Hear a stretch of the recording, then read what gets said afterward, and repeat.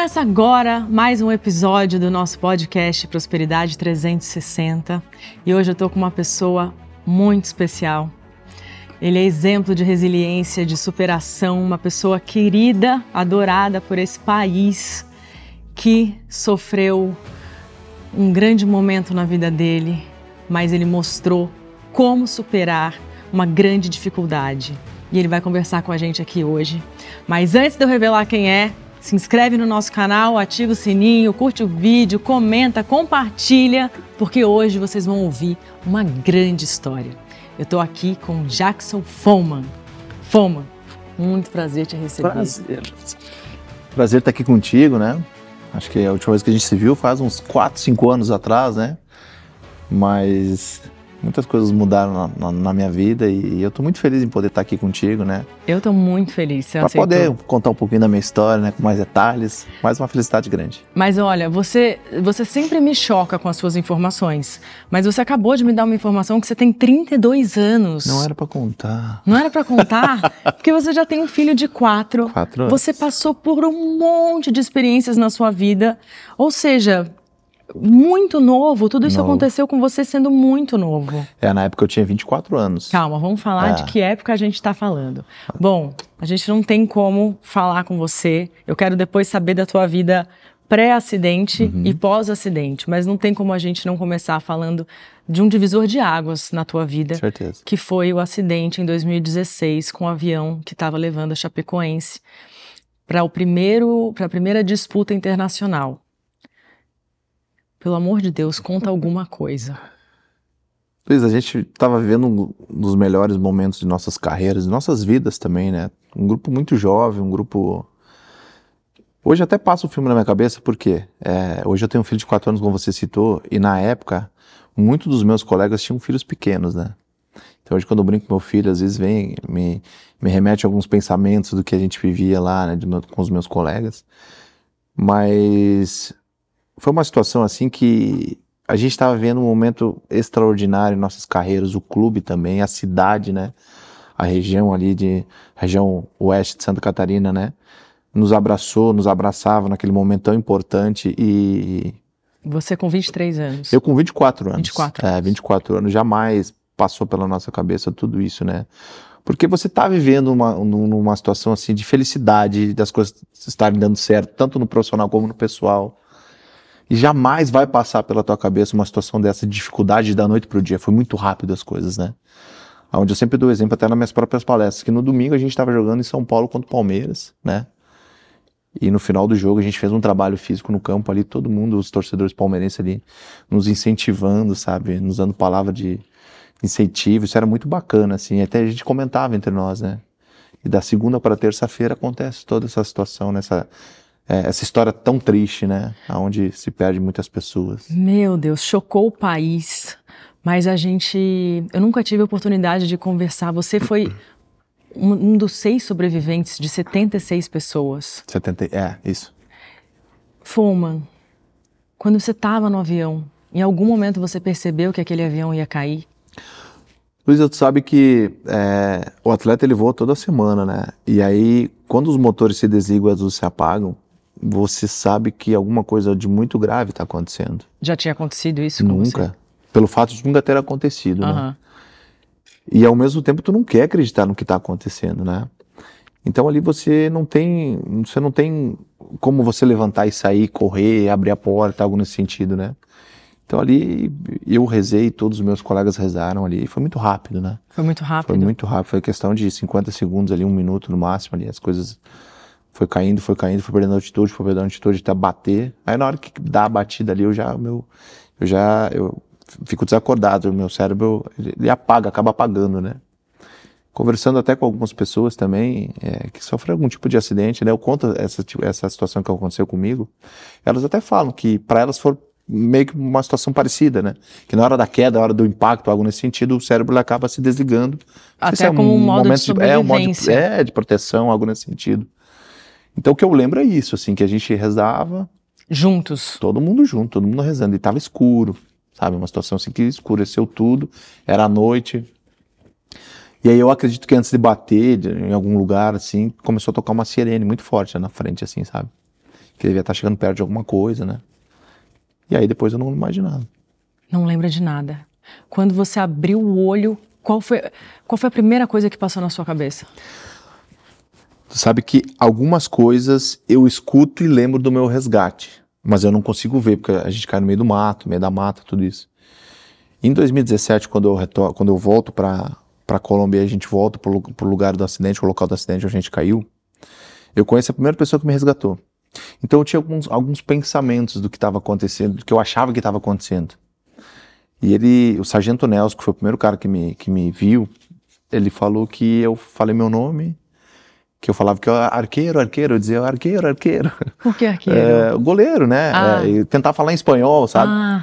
E aí depois daquilo, ele me fala que me levou para um lugar mais aberto com os outros, foram 12 pessoas para me tirar dali, e que eu pedia muita água, que eu tinha muita sede, eu pedia água. 12 pessoas para te tirar dali? E aí depois disso, eu tenho alguns assim, lances, assim, um pouquinho da minha memória, assim, eu deitado, alguma coisa chacoalhando, assim, e eu olhava pro meu lado, assim, tinha uma pessoa com uma roupa ou laranja ou vermelha, sabe? Isso eu tinha meio que E aí depois falar que foi o pessoal do resgate, como a gente caiu no meio da mata, no meio da montanha, lá onde a gente caiu não subia ambulância, então subia caminhonetes 4x4. Então, tinha muitos voluntários. Então a galera colocava nós nas caminhonetes 4x4 junto com o pessoal do resgate, e a gente descia 1h30 até chegar no primeiro vilarejo chamado La União, e ali tinha um posto de combustível onde o pessoal fazia os primeiros resgates, né? Os primeiros socorros. Tinha ambulância já. Isso. Então, daquela situação eu lembro daquilo ali. Agora, de abrir os olhos e ver pessoas ao meu redor, foi depois de 5 dias que eu acordo do coma. Aí eu vejo Você entrou em coma. Quando você foi resgatado, você não estava em coma. Não. Você não estava inconsciente. Não. E aí no hospital você entrou em coma. Entrei em coma. Mas em coma induzido ou entrou em coma? Em coma induzido. 5 dias, E aí, quando eu acordo do coma, aí eu vejo meu pai, minha mãe e minha esposa do meu lado, lá no UTI. Então aquela imagem me deu aquela imagem não sai da minha memória, sabe? Então foi uma coisa bem forte, assim. E ali a gente viveu situações muito intensas, assim, porque eu quase fui óbito no hospital, eu peguei uma infecção, né, como a gente caiu no meio do barro, no meio da terra, do mato. A minha perna já tinha praticamente perdida no local do acidente.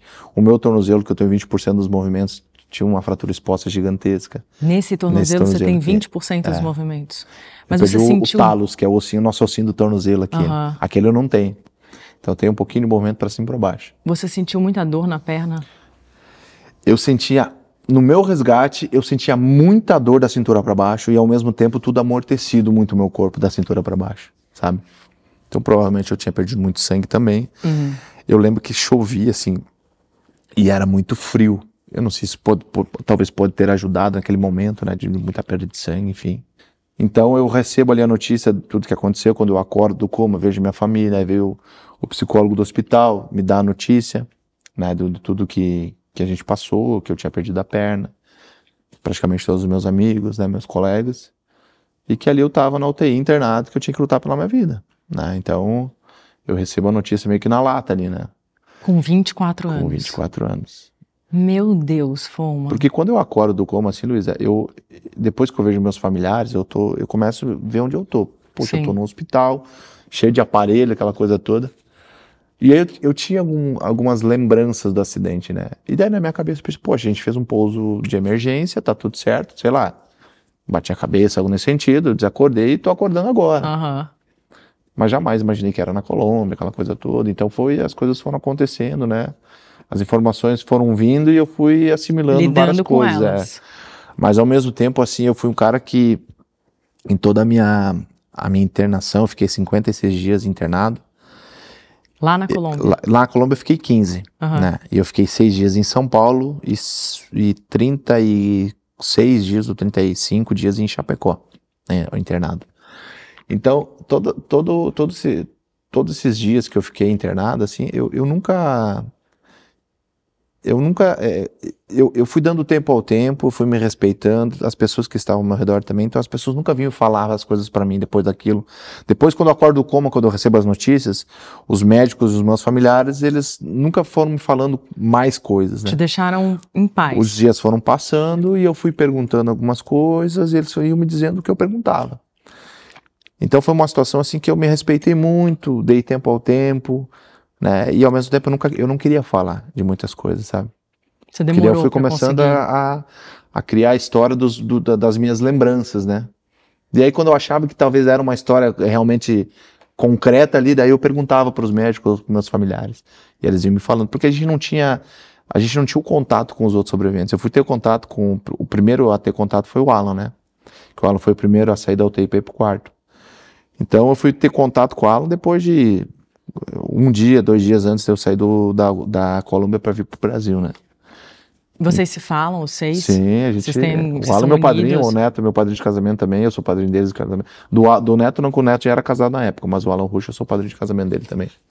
O Alan a gente se conhece há uns 15 anos, mais ou menos. Você se perguntou em algum momento por que você sobreviveu desse acidente? De coração mesmo? Nunca. Nunca fez essa Nunca. pergunta? O que Deus queria de você? O que o universo queria de você? Você tem fé? Você acredita em alguma coisa? Muito. Eu tenho muita fé. Eu não fujo do milagre. Não foi o lugar que eu sentei. Não foi a posição que eu fiz. Não. Eu te falo isso porque outras pessoas, outros colegas que estavam do nosso lado, infelizmente, vieram a óbito, né? Assim como eu estava do lado do Alan Roxo, o Alan sobreviveu. O Neto estava na poltrona da frente, sobreviveu também. Mas tínhamos outros colegas dos nossos lados ali, né? E os outros sobreviventes estavam bem atrás, né? Então o Rafael, que foi o outro sobrevivente, ele estava um pouco para trás, acho que umas 3, 4 poltronas para trás. E os outros 2 tripulantes, eles estavam lá atrás mesmo, né? Então eu falo sobre o milagre porque é lógico que o milagre que aconteceu conosco, né? A gente queria que acontecesse com todos, né? Claro. Mas aí a gente já está falando de uma situação totalmente que é muito maior que nós, uma coisa que a gente não tem o controle disso, né? Mas eu tenho uma fé muito grande, muito grande, muito grande. Talvez por ter sido do interior, por ser do interior. Eu sempre fui de sair de casa muito cedo, frequentava a igreja, aquela coisa toda, sabe? E eu sempre fui um cara assim que a minha conexão com Deus foi muito forte, sempre foi muito forte. Porque a tua postura, ela é muito positiva, né? Tudo que eu li a respeito do que você fala, você sempre falou, prefiro tirar uma perna do que tirar minha vida. Então eu sempre vi você vendo o lado cheio, o copo cheio, né? Certo. A metade cheia do copo. Eu tô aqui, eu sobrevivi, eu sou fruto de um milagre, eu tenho a minha família, tenho agora meu filho. Quando você entrou no Popstar, você surpreendeu a todos, mas isso daqui a pouco a gente fala. Mas assim, você foi descobrindo novas formas de se comunicar, novas formas de estar vivo, né? Porque a tua profissão, ela era completamente física e corporal. E de repente você não podia mais exercer aquilo. Então, como Foma vai se expressar num mundo completamente diferente de tudo que ele aprendeu até aqui? Então eu queria que você falasse um pouco dessa forma como você enxerga a vida. Eu vou só te explicar o propósito desse programa.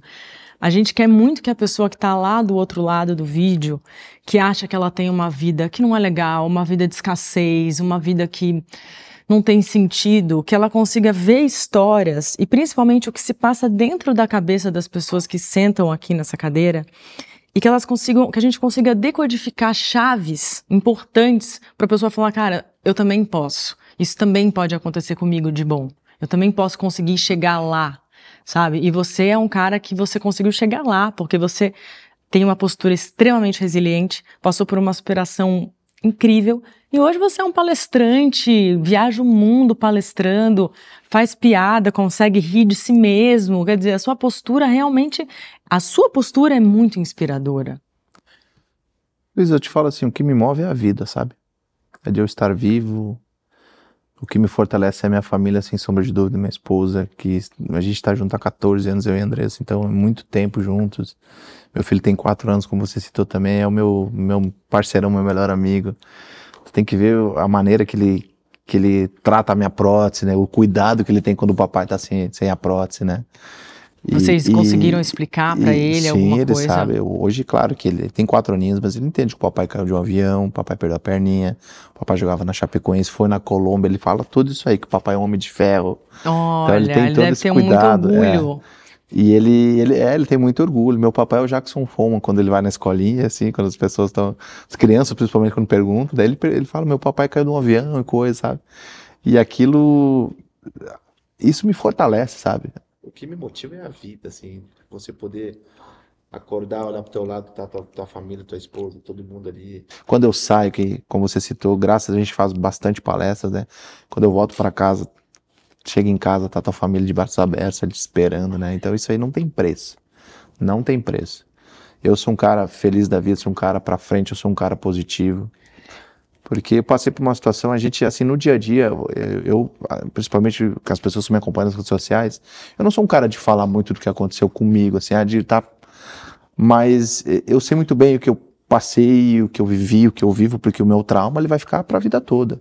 Mas Né? você não se vitimiza desse trauma? Jamais, jamais. E o trauma, ele foi físico, mas principalmente psicológico, né? Claro. Aonde como a gente comentou, foi muito rápido. Né? Da noite pro dia mudou tudo. E aí com 24 anos, eu tinha mais ou menos uns 15 anos de carreira como atleta profissional. Pela frente. Então, o que eu procuro sempre pensar em relação a isso? Poxa, eu iria me aposentar. O que aconteceu foi que antecipou a situação. E como eu trabalho com o meu corpo é a minha principal ferramenta, eu tô sujeito a ter uma lesão, algo no sentido até mais grave, e possa ter encerrado minha carreira mais novo também, né? Como poderia estar até hoje bem pra caramba, mas faz parte, a gente vai ficar pensando que poderia, que não poderia. É o agora, é o hoje, eu tô assim, tô feliz da vida, tô orgulhoso demais do que eu faço, tenho muito orgulho do meu corpo, das minhas cicatrizes. Cada um que tá nos assistindo, cada um tem sua cicatriz, cada um tem sua história. E eu procuro, né, me fortalecer ainda mais com o que eu vivi e procuro passar uma mensagem legal para as pessoas, né? Porque eu sempre falo que lá atrás, lutando pela minha vida, eu fui ajudado e fez uma diferença muito grande na minha vida, sabe, Luísa? De pensamentos positivos, de orações. Isso então, você hoje, e a sua família. E todo mundo, né? Como você falou, o acidente ele comoveu não só o Brasil, mas o mundo todo, porque a gente viajou para fora do país, pessoas que não são brasileiras vinham até a gente abraçar, chorar, a gente ficava, meu Deus, sem entender que loucura é isso, né? Então, todo mundo ali nos ajudou em relação a tudo isso, né? De pensamentos, de orações. E o meu propósito de vida hoje, sem sombra de dúvidas, é estar no palco, né? Contando a minha história, ajudando as pessoas, e isso eu não abro mão. Fullman, tem um estudo que fala que se a pessoa é feliz e ela sofre um acidente, fica paralítico ou alguma coisa assim, daqui a 6 meses ela volta a ser feliz. Se a pessoa é uma pessoa infeliz, que vê a vida de uma maneira triste e ela sofre um acidente, daqui a 6 meses ela continua infeliz. Ou seja, não é o acidente, não é o trauma, é como você é. Você sempre foi essa pessoa? Sempre.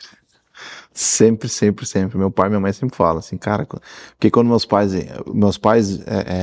moram no sul, hoje eu moro em São Paulo, então quando os meus pais vêm pra cá, que eles conseguem ficar mais dias aqui com a gente, meus pais brincam todo o tempo com meu filho pra lá e pra cá, e eles falam, caramba, o Joaquim é você quando era pequeno, porque meu filho é muito de dar risada, de estar feliz da vida, ele começou agora a estar querendo imitar as pessoas, assim, então ele é muito de tirar sarro. E os meus pais falam muito sobre isso, poxa, o Joaquim é muito parecido contigo quando tu era pequeno. Com a tua alegria de viver. E realmente, Luiz, eu sempre fui um cara muito feliz, muito alegre, assim, sabe? Muito pra frente. E quando que você recuperou isso? Depois de tudo que você passou, quando é que você sentiu assim, tá bom, agora vamos lá? O processo precisou ter muita paciência, né? Eu fiquei quase 2 meses hospitalizado, eu fui o último dos sobreviventes a dar alta dos hospitais. Então ali eu foquei muito na minha recuperação, porque eu sabia que eu precisava estar com a cabeça boa ali. E o que nos ajudou muito naquele momento ali também foi que a gente se privou de muitas coisas, assim, rede social, noticiários, a gente ficou, focado ali. E ali, poxa, a gente estava muito unido ali, então a gente sabia que, poxa, se alguém dava uma baqueada em alguém, a gente precisava puxar aquela pessoa, porque, cara, não era só eu ali, meus familiares estavam comigo, desde a Colômbia, meu pai, minha mãe, minha esposa, os médicos brasileiros, principalmente os médicos de Chapecó, tinham muitos amigos ali também. E pessoas novas, então, tipo assim, por isso que eu falo muito sobre o trabalho em equipe, né? Como é importante o trabalho em equipe, né? Que ele não é só no trabalho, não é só no profissional, é também em casa, no dia a dia. Sim. Também não, ele é muito importante, né? Nessas áreas também, né? E isso me ajudou bastante. Então, assim, a ficha foi realmente cair, eu vou te falar bem a verdade, de coração, quando eu dei alta do hospital. Porque eu não tinha noção realmente o que estava acontecendo da porta para fora. Você estava privado ali do mundo, né? E aí, meu primeiro contato com as pessoas de fora, eu ainda estava hospitalizado. Foi o jogo o Chapecoense e Palmeiras, que foi o último jogo que a gente fez com o Palmeiras aqui em São Paulo. E aí foi um amistoso que a Chape fez contra o Palmeiras, depois do acidente lá na Arena Condá, que foi a entrega do troféu da Sul-Americana, enfim. Que ali, até eu tô com esse troféu, enfim, entregaram para mim ali, eu tava de cadeira de rodas na época. E ali eu venho do hospital de ambulância para participar daquele momento. E com os médicos ali, tudo juntos, né? E ali que a ficha começou a cair. Porque eu chego na Arena Condá, eu vou dentro do vestiário, eu vou até o lugar onde eu sentava, né? Onde eu me trocava ali. E aí tu começa a ver, passa um filme gigantesco na tua cabeça, cada cantinho, tu vai lembrando de várias situações. Né? E aí quando eu entro dentro da arena com o Neto e com o Alan Rusch, na época o Rafael Reis eu ainda era vivo, quando a gente entra na Arena Condá, o estádio lotado, cantando o nosso nome, enfim. E ali as pessoas chorando, eu falei, caramba, cara, ali realmente a ficha começou a cair. De verdade, assim. E as coisas foram muito intensas, sabe, Luísa, porque aí eu dou alta do hospital, venho para São Paulo para colocar minha prótese, né, e, meu, todo lugar que a gente passava, todo mundo parava, era uma loucura, sabe, as pessoas chorando, queriam nos abraçar ali, e realmente me deixava um pouco assustado, né. Claro, sabe? Você não estava acostumado em relação ao que estava acontecendo, né. E naquele momento o Neto e o Alan Rusch já tinham dado alta do hospital, o Rafael Renzo também, né. Então eu fui o último a dar alta do hospital, então eu não tinha noção realmente de como era a reação das pessoas. Depois, né? E a reação das pessoas em me ver, enfim. Então foi uma situação bem louca, assim, bem difícil bem intensa, de se acostumar. E você se acostumou com a prótese rápido? Foi uma coisa fácil para você ou foi difícil? Foi mais difícil, não pela prótese, sim pelo meu tornozelo esquerdo. Mentira. Sim. Ninguém ia imaginar isso, você sabe, né? Eu tenho uma haste que vai até a metade da minha canela, eu tenho um enxerto de pele da coxa e 4 parafusos no tornozelo. Então, eu não conseguia descarregar o peso no meu tornozelo, do meu corpo. Então, eu comecei com uma bota ortopédica para poder botar a prótese, para poder começar a voltar a caminhar. Então, o processo, ele foi mais lento por causa do meu tornozelo esquerdo. Olha, foma, ninguém nunca ia imaginar. E aí, claro, hoje eu tenho, na época, eu rompi o cruzado posterior dos meus 2 joelhos. Então, o meu alinhamento hoje da minha prótese ele é meio torto, porque na época não tinha como eu operar o meu joelho. Eu estava sem uma perna, meu outro joelho não respondia, porque eu já tinha uma fratura grande ali. Então, se os médicos fossem operar meu joelho, isso aí ia, digamos assim, ia me judiar mais, sabe? Ia me machucar mais naquele momento. Então, eles optaram por segurar, então hoje eu tenho os ligamentos rompidos, então o meu alinhamento ele acabou sendo um alinhamento torto. Então tudo eu fui me adaptando. E o nosso corpo, Luiz, eu vou te falar uma coisa. Nosso organismo ele se adapta, né? Não, pelo amor de Deus. Quando eu enxertei pele, quando eu tiro pele da minha coxa para enxertar no meu tornozelo, quando eu olhei, eu falei, cara, que é isso? Falei, isso que nunca vai pegar a pele, o doutor não, fica tranquilo, vai absorver, vai vir de dentro para fora, não sei o que. Ele me explicou os negócios, falei, não, isso aqui tá errado, esquece. Isso aqui vai cair, cara, não tá certo isso aqui. E a situação foi dando certo, o nosso organismo, o meu organismo naquele momento, cara, é uma situação assim que foi indo e aí tu começa a ver uma situação, caramba, o que é o corpo humano, né? Como é o nosso organismo, loucura, é uma coisa muito louca. E assim é no meu dia a dia, eu vou me adaptando às minhas condições hoje. Então, meu alinhamento é torto, eu procurei fazer uma prótese conforme o meu alinhamento. Claro. O que eu falo sobre a prótese? O que faz uma boa prótese hoje? Hoje eu entendo um pouco. Então, claro, você é autoridade no assunto. É um bom alinhamento e um bom encaixe, isso aqui é um encaixe. Eu tenho que ter um bom alinhamento e um bom encaixe. Se eu tiver um bom alinhamento e um bom encaixe, se eu tiver um pedaço de madeira aqui, eu caminho. Uhum. Então as pessoas acham que óbvio, hoje em dia, infelizmente, nenhum plano cobre, a prótese é tudo pelo particular, né? Nenhum plano cobre nenhum plano cobre, nada cobre. Então as próteses que são do governo, o que acontece? As pessoas acabam pegando materiais mais baratos e montam uma prótese. Sim. E não tem que ser dessa maneira, porque o principal que é uma prótese é o encaixe, e o encaixe é a mão humana. É o cara lá que vai fazer o encaixe conforme as tuas medidas, conforme o teu alinhamento. Então hoje, assim, graças a Deus, a minha prótese está... O que me incomoda hoje, talvez se a gente fosse entrar nesse assunto, é a minha cervical e o meu tornozelo esquerdo. A minha prótese não incomoda nada. Eu não tenho nenhum incômodo na minha prótese. Olha isso. O que acontece? Como a gente estava comentando ali nos bastidores, Foma, eu tô te achando mais magro. Eu não, te achei tão mais jovem. Deixa eu te falar, se eu emagreço, eu consigo botar 2, até 3 meias que são próprias para coto, para amputação, eu consigo colocar para preencher meu encaixe. Agora, se eu engordo, aí vai me machucar o encaixe, correto? Então, o que eu faço? Eu tenho que trocar o encaixe todo para não me machucar. Agora, no dia a dia, faço Ela é o de que tudo. menos te incomoda a cervical. É que eu tenho a minha fratura mais grave do acidente foi na cervical. É mesmo? Sim, eu tenho parafuso entre a C2, a C1 e a C2. Eu acho Tava que 3 centímetros da medula. Meu Deus, 3 Quando eu faço nas centímetros. minhas palestras, as pessoas, meu Deus, porque a galera só vê o fogo pela prótese, né? Claro. E a fratura mais grave foi na cervical. Foi um milagre mesmo. Foi. Tudo foi um milagre pra você. Tanto que eu sou o primeiro a vir pro Brasil, na época, para fazer essa cirurgia da cervical aqui em São Paulo. De colocar o parafuso. Por 3 centímetros não pega a medula. Se pegasse a medula, o que aconteceria? Ia ficar... Não sei se eu morreria ou se ia ficar sem caminhar o resto da vida, não sei. Mas era uma situação que... O que os médicos falam? Eles deduzem em relação às minhas fraturas mais graves. Que na hora da queda, eles acham que as minhas 2 pernas foram para frente, na poltrona da frente. E aí essa fratura que eu tive na cervical foi do chicote de querer me desnucar. Eles acham, né? Enfim, já é uma coisa que... Agora, quando que você se sentiu pronto para fazer palestra? Que você falou para mim, foi difícil falar sobre esse assunto, não era um assunto fácil de falar, eu demorei, eu respeitei o meu tempo. E hoje você sendo um palestrante de sucesso, quando que você falou, cara, agora tá tranquilo, eu quero... Porque você sabe que é onde tá a sua maior dificuldade, a sua maior dor, é onde você se torna autoridade para falar sobre. Concordo. Então, você hoje fala com muita autoridade sobre o que você viveu e você inspira milhares de pessoas. Quando que você falou, não, agora eu vou passar do trauma para a inspiração? Luiz, eu recebia muito convite assim, vem contar a tua história, a gente precisa ouvir a tua história. E eu ficava, cara, beleza, é minha história, mas o que eu vou fazer? Eu não sabia na época, né? Tá, eu tenho minha história, mas eu não tenho um começo, meio e um fim. Não se Não é só organizar contar minha isso. história e, beleza, contei minha história, tchau. Não, eu preciso entender qual que é a dificuldade da empresa, algo nesse sentido, né? Fazer uma convergência com o público. Exatamente, isso eu fui aprender depois. Realmente, assim, palestra foi em 2020 para 2021, logo depois do programa. Que realmente foi palestra agora. Porque na época ainda, que a gente falou do Popstar em 2019, eu ainda estava em Chapecó. Você ainda morava em Chapecó? Eu ainda morava em Chapecó, eu trabalhava no clube.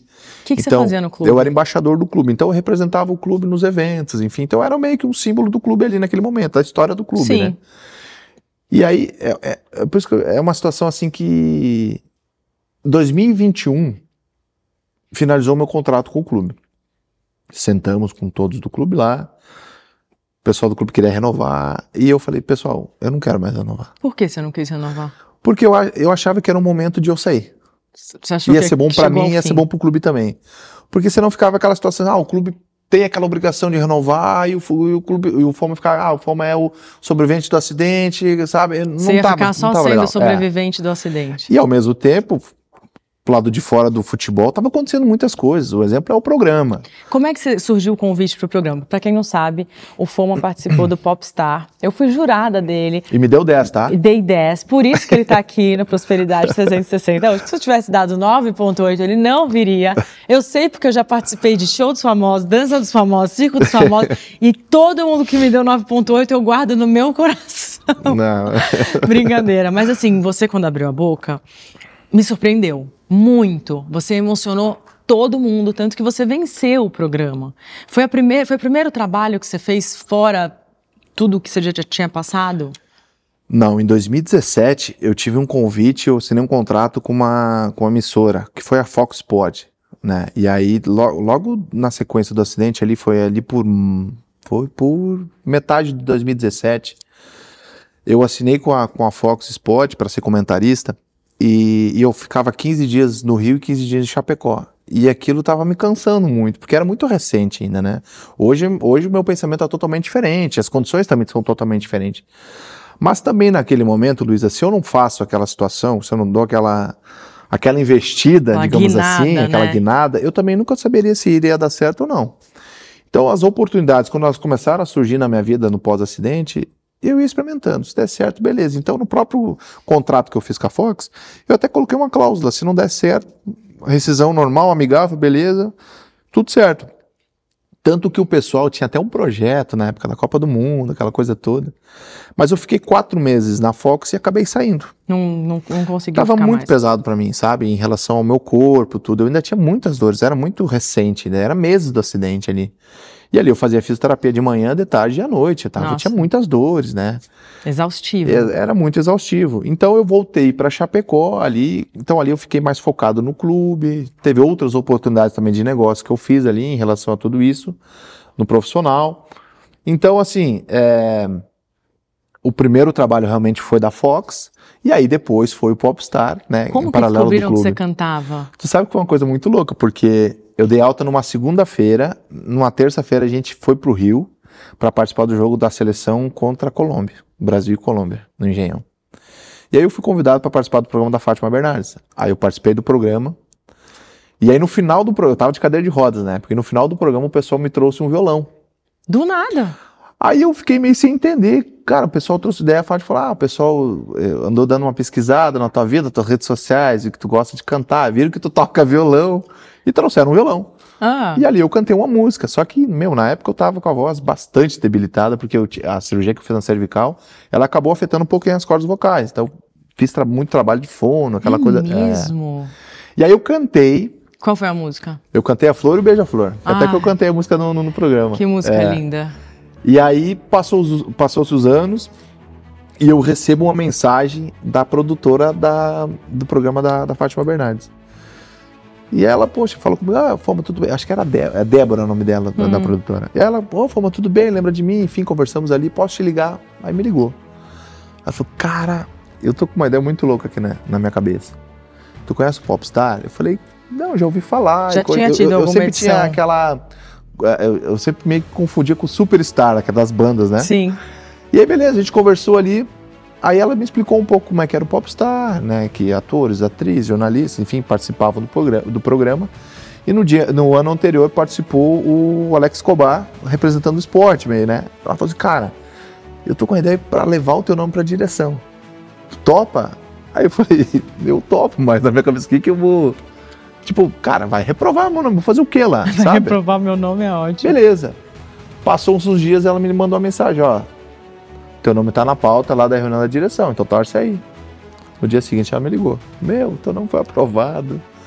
Tu vai representar o esporte, enfim, vai colocar as músicas que tu mais gosta, fazer um repertório.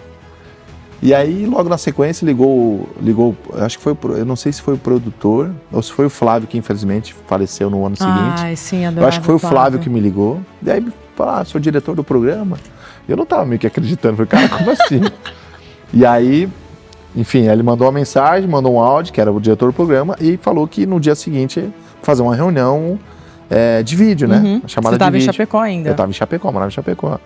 Aí no dia seguinte fizemos a chamada de vídeo, daí eu vi que realmente o cara... Ih, meu Deus, é mesmo do programa. E aí ele me explicou, falou pra ficar tranquilo, né?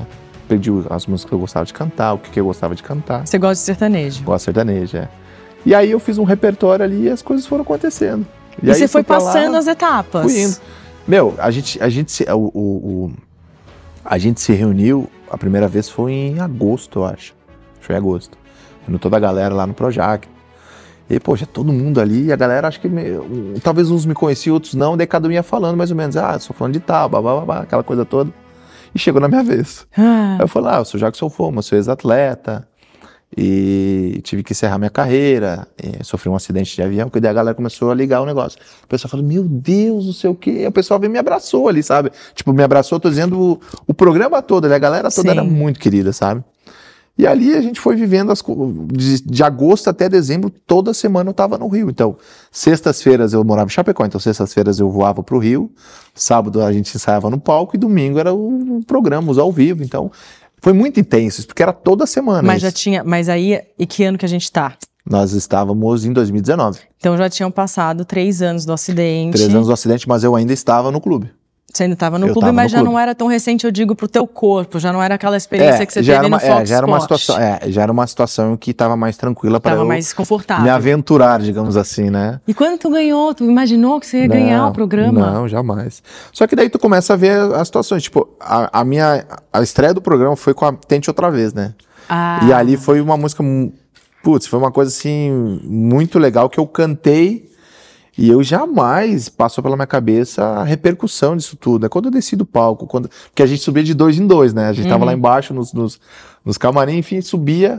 eu acho que eu Pessoal, tava nesse dia. Eu acho que tu tava na segunda música, do Você Que Sabe. Você Que Sabe, é. Eu tava? Eu tava porque esses Mas dias eu vi comecei você cantando. Esses dias eu comecei a ver algumas músicas, né? As músicas que eu participei, aí mostrou os jurados, eu lembro que foi dessa aí. E aí, eu acho que o da primeira acho que também tava. Eu lembro que eu chorei horrores. E aí eu me apresentei a primeira música, enfim, ali, depois quando eu desci do palco, o pessoal, caramba, ó, a repercussão disso aqui, não sei o quê. Meu, começou a chover seguidores e mensagens e ligação. Falei, meu Deus, o que é isso, sabe? E foi uma felicidade pra você. E aí a minha primeira música, minha esposa tava grávida. E a galera foi muito ruim comigo ali do programa, porque eu não tinha noção nenhuma da situação, então, e eu fui o último a me apresentar, imagina. Ai, a galera já tá cansada. Todo mundo, tipo, mas a galera toda ali se apresentando, todo mundo ali, falei, cara, me botaram por último. Falei, meu Deus, você tá o último, subi no palco. Quando eu subo no palco pra começar a música, que eu começava cantando ela de trás, tipo, veja, eu já vinha por trás, né, cantando, né? Eu não parava na frente pra começar, eu já vinha por trás cantando. Quando eu falei, veja, não diga que é a canção, eu olhei minha esposa na frente, assim, na primeira fileira, assim, ó. Grávida. E ela chorando grávida. Eu falei, meu Deus. E aí eu dei uma engasgada ali. E aí eu já voltei, assim, não sei como é que eu voltei. E segui. E aí foi muito legal, assim. Foi muito lindo. E aí bom, a gente estava conversando sobre quando que você falou, agora eu vou palestrar sobre isso, né? Que você tinha as ideias, mas não sabia.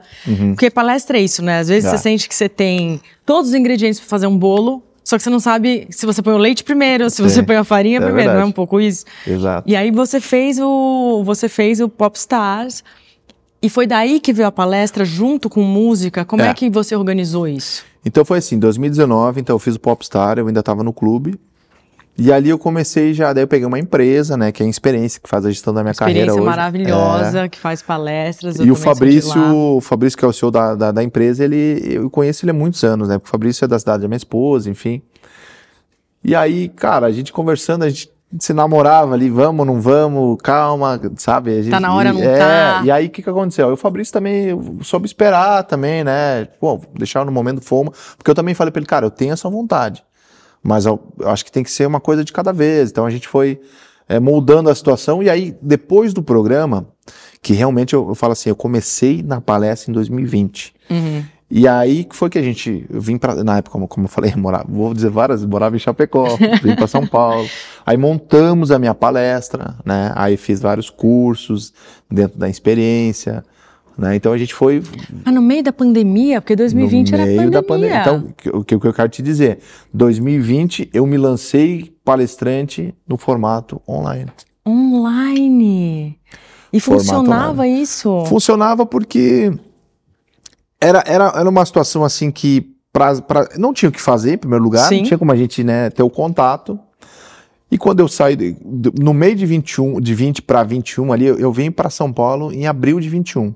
Então, na metade de 20, eu já tava com aquele pensamento, cara, eu vou sair do clube, que tava tendo muito convite. E como era um projeto novo, eu tava, poxa, com todo gás. Né? Cara, eu quero viajar, quero, né, palestrar. Então, da metade de 20 ali, eu fazia muitas palestras online ainda em Chapecó, né, como eu estava lá ainda, então montei um estúdio lá na minha casa, lá meio que improvisado, e fazia minhas palestras. Só que quando eu me lancei no formato online, foi uma coisa bem esquisita. Por quê? Tá? Porque, cara, você contar a tua história, você falar sobre superação e tentar passar uma mensagem legal e positiva para as pessoas olhando para uma câmera não é fácil. Não, ainda mais pela primeira vez. Não é uma coisa assim que você fazia antes, que nem quando eu fiz live na pandemia, era muito estranho, né? Sim. Você acaba a música, ninguém bate palma, passa o caminhão atrás. É horrível, mas eu já fazia isso antes. Você não fazia isso antes? Não, zero. E aí, tá falando pra uma câmera, daqui a um pouco tu começa a pensar, putz, será que a Luísa tá gostando? Será que ela tá chorando? Será que ela tá dando risada? Será que ela tá, acaba logo isso aqui. Será que ela tá pensando no frango? E aí eu não sabia o que tava acontecendo, só que ao mesmo tempo era o que tinha naquele momento. Né? E pra mim, como era um projeto novo, eu tava fazendo, só que acabava a palestra, assim, eu saía com muita dor de cabeça, tu tem que se concentrar muito mais, né? Era pesado porque pra você. Porque hoje na palestra, no presencial, tu olha pra um, olha pra outro, tu tá num assunto, você vê uma reação. Daqui a pouco poxa, eu acho que eu posso dar uma estendida nesse assunto, que tá legal, sabe? Tu tá falando uma coisa, ou tu vai soltar uma piadinha, que eu gosto de algumas piadinhas também na minha palestra, a galera riu. Tem um termômetro. Exato, Então, e isso na câmera tu não tinha naquele momento, né? Então eu me lancei no formato online, só que tipo assim, tinha vezes que eu fazia 6 palestras num dia. Que isso? Tinha 2 de manhã, 2 de tarde, 2 da noite. Isso aí é exausto. Então, isso aí é exausto, mas facilitava para ti também fazer vários e o bom é que você foi pegando uma e aí experiência. Eu fui pegando bagagem, um pouquinho, claro que era na câmera, mas fui pegando bagagem do meu conteúdo, né? Claro. E aí em 2021 saiu do clube, né? Então como eu falei anteriormente, então sentamos, meu contrato no clube acabava em fevereiro de 21, sentamos com o pessoal do clube, vamos renovar mais um ano. Eu falei, não, vamos, quero sair, quero respirar novos ares, acho que vai ser bom para mim, vai ser bom pro clube, e eu saí. E o pessoal preocupado, não, vamos renovar mais um ano. Eu falei, gente, não dá, tem muita coisa acontecendo legal, né, fora do esporte, né, até dei o exemplo do Popstar, poxa, foi uma situação fora daqui, foi legal, tá bacana. Então eu saí, e ao mesmo tempo, quando eu saí, eu tinha algumas coisas lá em Chapecó, né, em paralelo ao futebol, tinha uns outros negócios.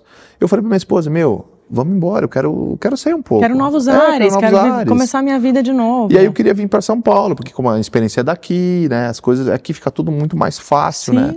Chapecó é uma cidade que a gente ama, meu filho nasceu lá, a gente casou lá, né, em 2017. Então a gente tem uma história, e a história tá lá, não vai se apagar nunca, né. Só que ao mesmo tempo a gente queria respirar novos ares. Quando a gente chegou e falou para nossa família e para nossos amigos de lá, a gente falou, a gente está com planos de ir embora. E aí os nossos famílias, não, beleza, mas penso... Não, a gente já pensou. Já tá... E a data é tal. Eu falei, como assim? Não, a data é tal, a gente vai embora. E aí o que a gente fez? A gente veio para São Paulo, né? E aí acabamos saindo de lá e nunca mais voltamos, né? E aí, aqui, graças a Deus, foi uma guinada, assim, porque daí... E aí, realmente, aí 21 começou a... Né, palestrar começou a botar, mesmo, viajar. Botar um pouco pro online, pro presencial. Aí depois teve um negócio, boom de novo, que o pessoal ficou meio com medo, aí parou um pouquinho, aí voltou de novo. Aí foi, graças a Deus, foi pra lá e pra cá. Agora, como eu te disse, que eu queria falar com você, né, pós-acidente e pré-acidente, porque realmente o acidente é um grande marco na sua vida. Mas eu queria entender quem é o Foman da origem, assim. Você tinha um sonho quando você era pequeno? 2. Quais? Futebol e música. Futebol e música? Futebol e música. E o que você acha que você fez, assim, em termos de, não sei, visualização, sonho, pensamento, escrever? O que você fez que fez esses sonhos se realizarem? Quais as ferramentas que você usou? Foi persistir no que eu queria, né? Eu saí de casa, como eu te falei, com 15 anos. Na época, eu saí para fazer um peneirão no Grêmio.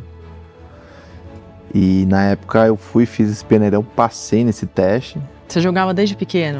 Assim, eu jogava como qualquer adolescente, criança. Jogava ali na minha cidade, mas nada assim... Só que eu gostava de ser goleiro, gostava da posição de goleiro. Que muitos contam que eu era ruim na linha, fui pro gol. Eu já igual gostava. Piada de baterista, que baterista exato. Não é músico. E eu sempre gostei de ser goleiro, sempre gostei. Então as coisas foram acontecendo e eu fui, tipo assim, Luísa, eu fui para Porto Alegre para fazer esse teste sem pressão nenhuma, assim, de tem que dar certo, porque assim, eu tenho muitos amigos no futebol e na época de base, assim, que, era aquilo e não pode dar errado. Porque eu tenho que sustentar minha família, eu tenho que, sabe? E graças a Deus, eu não fui um cara que tive muitas condições, mas também não fui um cara que passei dificuldade. Meu pai foi da polícia, minha mãe é professora, nunca deixaram faltar nada, mas nunca tive luxo, tá? Então, assim, eu fui sem essa pressão de, tem que dar certo porque eu não tenho um plano B. Então, aconteceu, passei no teste, Fiquei no Grêmio 1 ano e pouco, aí eu saio do Grêmio, vou para outro time chamado no Juventude de Caxias do Sul. Lá me profissionalizo, lá eu viro profissional em 2010, então eu saí de casa em 2007, fico até o começo de 2009 no Grêmio. 2009 até o final de 2012 eu fico no Juventude. 2010 eu me profissionalizo, viro profissional, então eu já subo profissional do Juventude. 2012 eu já jogo no profissional, com 18 para 19 anos. E aí o Grêmio me compra novamente, então eu volto pro Grêmio já pro profissional. Do Grêmio eu fico em 2013 até o final de 2015. E aí eu saio do Grêmio em 2015, vou para um time menor chamado URT em Minas, para disputar o Campeonato Mineiro. Fico 3 meses ali só o Campeonato Estadual, e aí eu vou para Chapecoense. Então você acha que... Você acha não, você me diz que o grande segredo da tua vida foi persistir. Mas com leveza, né? Com leveza. Pelo que tu tá falando. Que é o que eu faço hoje, eu levo a vida com muita leveza. Na maior dificuldade da vida, eu procurei tentar levar com muita leveza, que foi como eu saí de casa. Sendo leve, não colocando aquela pressão que tinha que dar certo. Muito é igual quando eu perdi minha perna, não coloquei aquela pressão, eu tenho que voltar a andar, tenho que voltar. As coisas foram acontecendo, mas lógico que dentro de mim eu queria e eu me esforcei para que isso acontecesse. Para voltar a andar, eu me esforcei para que acontecesse, me tornar um jogador de futebol também. É muito inspiradora a tua história, não só a tua história, mas a maneira como você se respeita, né? Como você disse aqui, eu respeitei meu tempo, respeitei meu espaço, eu não fiz nada apressado, eu não coloquei pressão em cima de mim. Isso é uma grande lição, eu não sei se tu tem a dimensão do quanto isso é edificante para as pessoas que estão do outro lado da tela, sabe? Para elas entenderem. Vou te fazer uma última pergunta, Foman. Você se ama? Demais, demais. Eu me amo, eu tenho muito orgulho da minha trajetória, do que eu conquistei, de como eu conquistei, de como eu levei a vida, de como eu levo a vida. Eu me amo.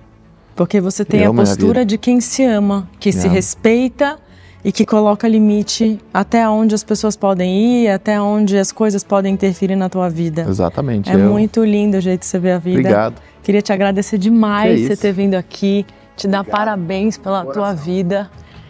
Olha, todo o sucesso do mundo para você na música, na palestra, em todas as suas novas aventuras, que a gente vai estar aqui te acompanhando sempre de perto. Obrigado. Você quer deixar um recado final para as pessoas?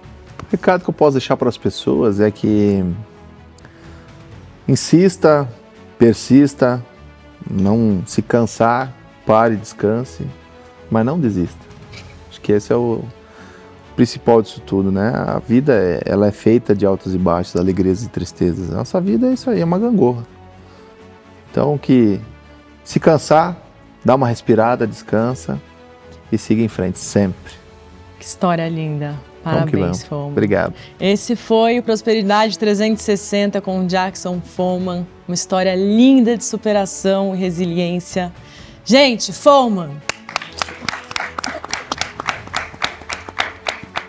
Gente, por trás do Prosperidade 360, atrás dessas câmeras, tem muita gente boa que luta muito para isso aqui ir pro ar para você. E eu quero agradecer a todas essas pessoas. YAD Filmes, Felipe Sotoni, toda a sua equipe maravilhosa, Thiago Marcondes, Estúdio São Paulo, Vando Mantovani, um beijo pra você, Reinaldo Mantovani, Esther Batista, sua linda, Thaís Gomes, o meu amado Cris Gomes, toda a equipe da Helena Produções, Dani Tabarelli, Access Media, Patrick Pontes na Beleza, Gabi Nascimento e Dani Namor. Gente, muita gente empenhada para levar essa informação para você. Olha, obrigada a todos vocês que estão aqui com a gente, sendo a nossa audiência. Continuem, se inscrevam no canal, compartilhem, comentem. A gente conta com vocês.